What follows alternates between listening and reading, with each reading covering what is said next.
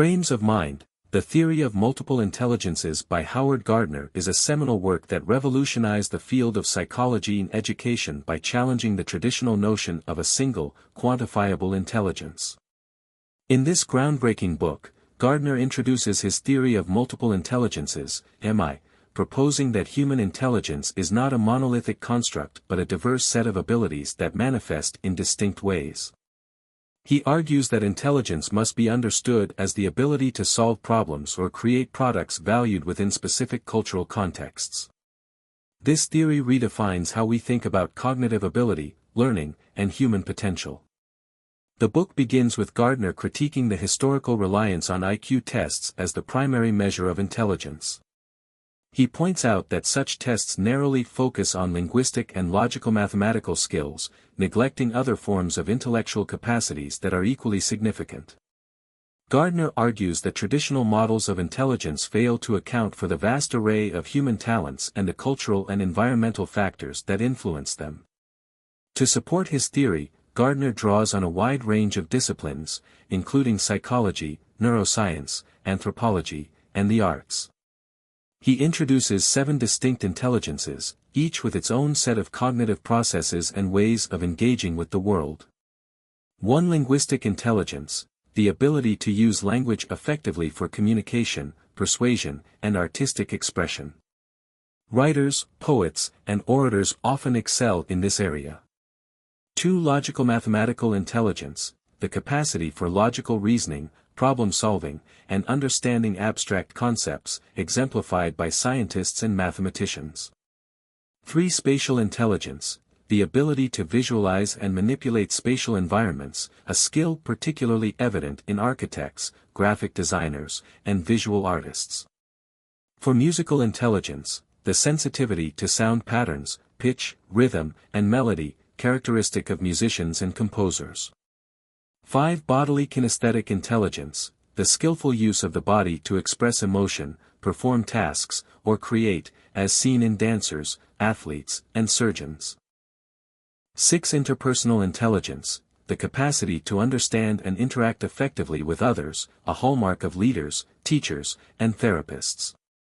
7. Intrapersonal intelligence, the ability to understand oneself, including one's emotions, motivations, and inner thoughts, essential for personal growth and self-awareness. Gardner goes beyond merely listing these intelligences, providing a detailed exploration of each one. He examines their biological foundations, evolutionary significance, and manifestations in different cultural contexts. For example, he discusses how linguistic intelligence might develop in a storyteller in one culture or a lawyer in another, emphasizing the adaptability of intelligences to societal needs and values. The book also delves into the neurological basis for multiple intelligences, citing evidence from brain research and case studies of individuals with brain injuries. Gardner explores how damage to specific brain areas can impair one intelligence while leaving others intact, supporting his claim that intelligences operate relatively independently.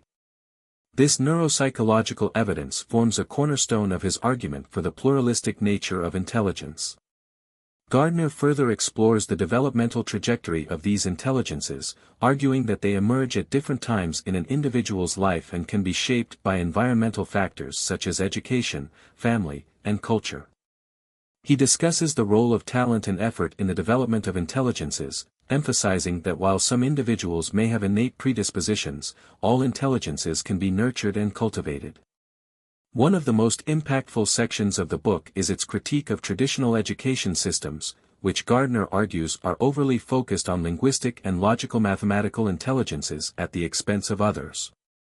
This narrow approach, he contends, marginalizes students who may excel in areas like music, art, or interpersonal relations but struggle with traditional academic tasks.